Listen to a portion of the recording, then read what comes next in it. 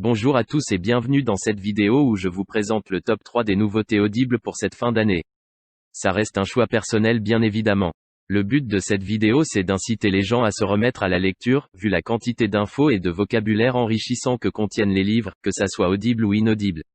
Vous trouverez tous les liens dans la description, et si vous voulez un format particulier n'hésitez pas à le demander en commentaire. N'oubliez pas de mettre un petit j'aime, ça fait toujours plaisir, et abonnez-vous, c'est gratuit. Je vous laisse avec la vidéo, bon visionnage à tous.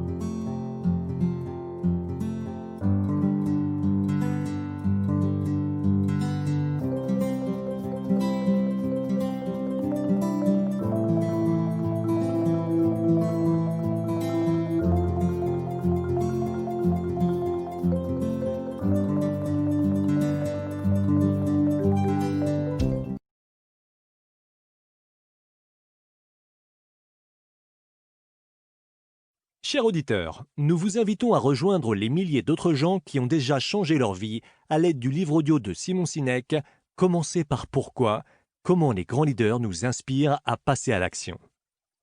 Après avoir écouté ce livre audio, vous apprendrez pourquoi certaines personnes et organisations sont-elles plus innovantes, plus influentes que d'autres. Pourquoi leurs idées et projets sont-ils plus convaincants et attirants. Pourquoi peu de gens peuvent répéter leur succès. Comprenez la nature de la réussite.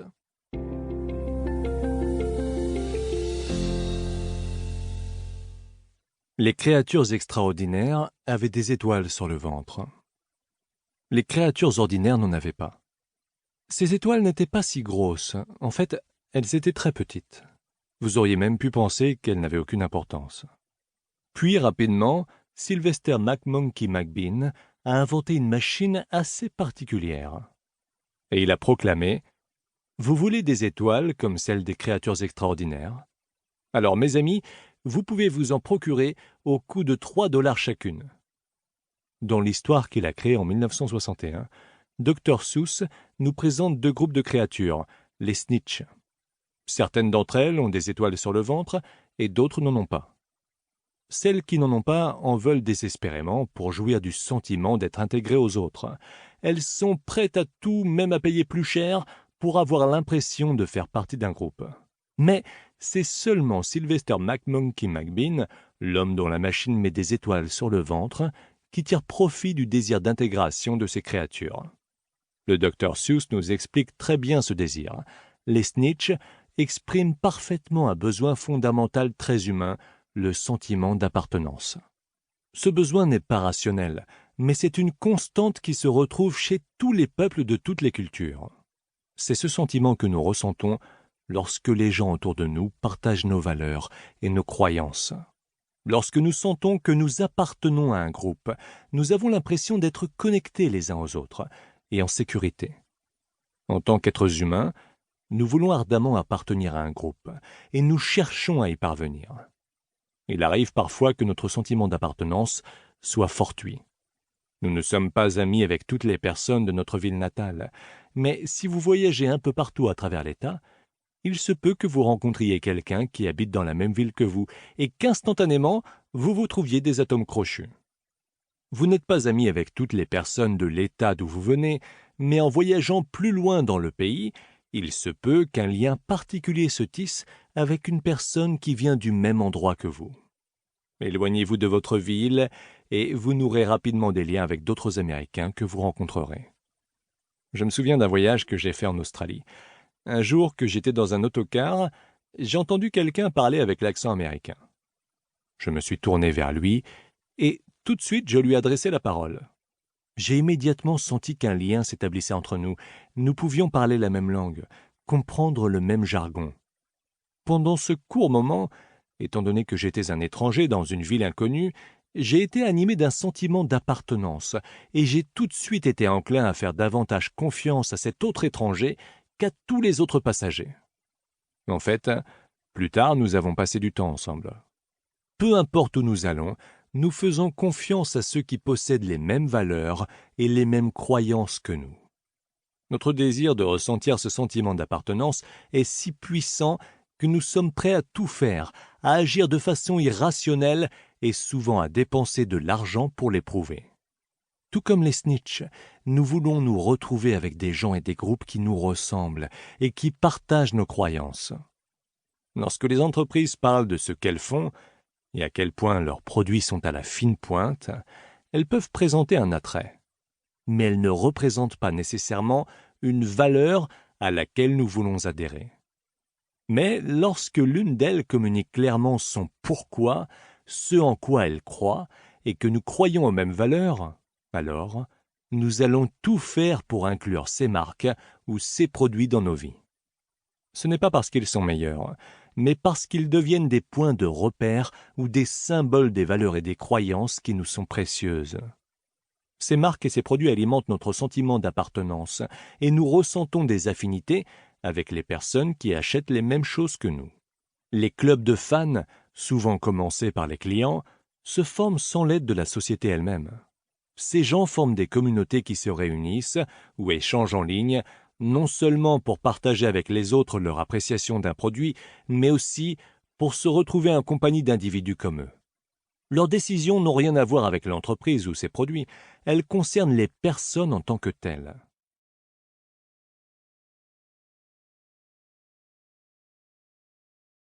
Typiquement introverti, qui m'est très inhabituel. Écrire ce livre est donc devenu l'un des plus importants challenges de ma vie.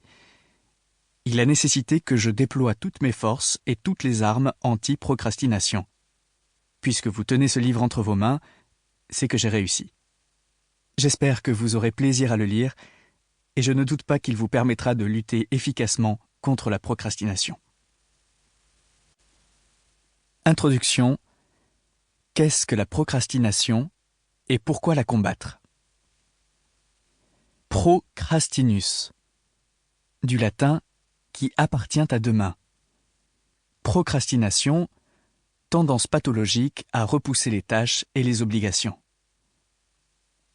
Lorsque l'on procrastine, on ne parvient pas à se persuader d'accomplir les tâches que l'on devrait ou voudrait faire. L'important devient secondaire.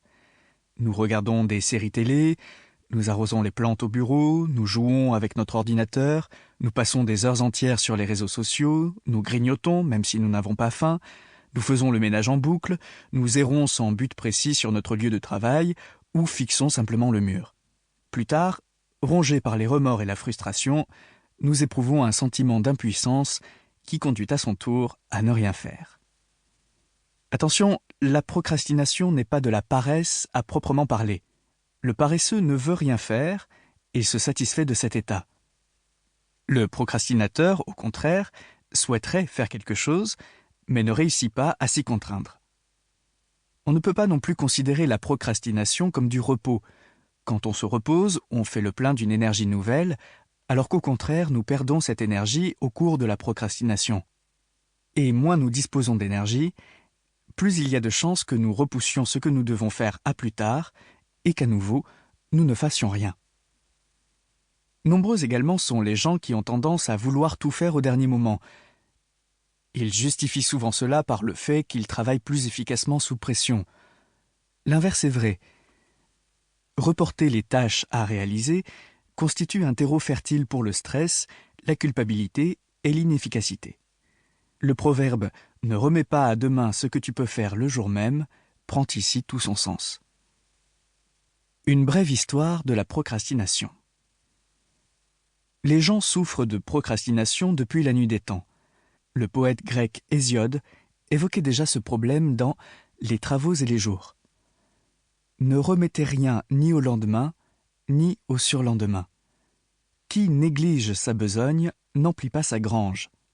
Pas davantage qui la remet. C'est le zèle qui fait valoir l'ouvrage. Qui remet sa besogne, à chaque fois porte un défi au désastre. Qui néglige, qui remet sa besogne. C'est exactement dans ces termes que l'on pourrait décrire le procrastinateur contemporain. Le philosophe romain Sénèque mettait lui aussi en garde. Tandis qu'on l'ajourne, la vie passe. Cette citation souligne la raison essentielle pour laquelle il est bon d'apprendre à lutter contre la procrastination.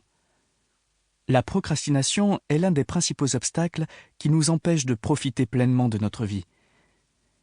Des études récentes ont montré que les gens regrettent davantage les choses qu'ils n'ont pas accomplies dans leur vie que celles qu'ils ont réalisées. Le regret causé par les occasions manquées et les remords qui l'accompagnent restent bien plus longtemps dans nos mémoires. À cause de la procrastination, nous perdons du temps que nous pourrions consacrer à quelque chose d'utile. Si l'on parvient à la vaincre, on devient alors capable de réaliser plus de choses et on exploite mieux le potentiel de notre vie. Aujourd'hui, l'ère de la paralysie décisionnelle. Quel est l'état des lieux actuel ? Notre époque favorise de plus en plus la procrastination. Apprendre à la combattre est donc l'une des aptitudes les plus importantes de l'homme moderne. Au cours du dernier siècle, la durée de vie moyenne a plus que doublé, principalement grâce à une mortalité infantile 10 fois plus faible. Chaque jour, nous nous réveillons dans un monde qui connaît le moins de violence et de guerre de toute l'histoire. Grâce à Internet, nous avons facilement accès à la plupart des connaissances de l'humanité. Nous pouvons voyager sans entrave à travers la planète entière, et la maîtrise des langues étrangères nous permet de nous comprendre dans la plupart des pays. Nous avons dans nos poches des téléphones portables bien plus performants que les superordinateurs des années 90. Les possibilités et le potentiel que le monde d'aujourd'hui...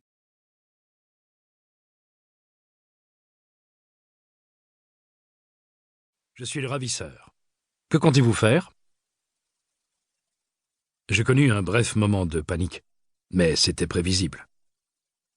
Même après 2 décennies passées à négocier pour sauver des vies humaines, la peur est toujours présente, même dans des jeux de rôle. Je me calmais. Bien sûr, moi, le simple policier de terrain, j'étais devenu cet agent du FBI qui était en train de jouer contre de vrais poids lourds. Et je n'étais pas un génie. Mais je me trouvais dans cette pièce pour une bonne raison. Au fil des ans, j'avais développé des compétences, des tactiques et une approche globale des interactions humaines qui ne m'avaient pas seulement aidé à sauver des vies, mais, comme je le constate désormais, si je regarde en arrière, avaient aussi commencé à changer ma propre vie. Ces années passées à négocier avaient eu une influence sur toute mon existence, de ma façon de traiter les chargés de clientèle à l'éducation que je donnais à mes enfants. « Allez, apporte-moi l'argent ou je tranche la gorge de ton fils sur le champ », poursuivit Mnoukin d'un ton sec. Je lui adressai un long regard. Puis, je souris. « Comment faire ?» Mnoukin marqua une pause. Son visage affichait une expression de pitié amusée, comme un chien qui verrait le chat qu'il chassait faire demi-tour pour essayer de le poursuivre à son tour. C'était comme si nous jouions à 2 jeux différents, aux règles différentes. Mnoukin se reprit et me fixa, les sourcils froncés, comme pour me rappeler que la partie continuait. « Donc ça ne vous dérange pas que je tue votre fils, monsieur Voss ?»« Je suis désolé, Robert, mais je ne sais même pas s'il est en vie, » répondis-je.